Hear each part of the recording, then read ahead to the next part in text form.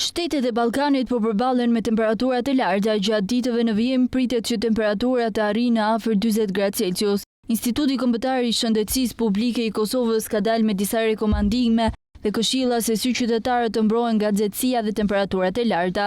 Instituti Kombëtar i Shëndetësisë Publike i Kosovës ka rekomanduar qytetarët që të shmangin daljet jashtë dhe të mos kryejnë aktivitete të rënda gjatë periudhës më të nxehtë të ditës. Gjatë ditës, kur temperaturat janë më të larta jashtë, mbyllni dritarët dhe mbuloni me perda apo materiale që pengojnë rrezet e diellit, thuhet në një nga rekomandimet të publikuara në rrjetet sociale.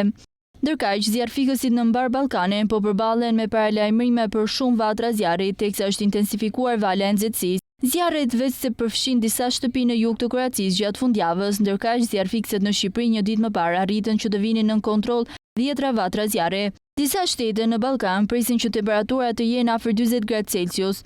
Në Kroaci, ku disa zona ende po përballen me pasojat e zjarreve dhe banorët janë detyruar të evakuohen gjatë fundjavës, zjarrfikësit kanë paralajmëruar për rrezik nga zjarret në mbar vendin gjatë të enjtës. U bëjmë thirrje qytetarëve që të kenë kujdes të shtuar dhe të kontribuojnë në siguri përmes sjelljes së përgjegjshme, tha shërbimi i zjarrfikësve përmes një deklarate. Nga qyteti Zagreb në veri deri në Dalmaci në jug, disa rajone do të jenë në nivelin më të lartë të paralajmërimit për rrezik nga zjarret dhe për probleme shëndetësore për banorët nga i nxehtit, thanë autoritetet. Në Shqipëri, ekziston rreziku që kushtet e nxehta dhe të thata atmosferike të shkaktojnë vatra të reja zjarri.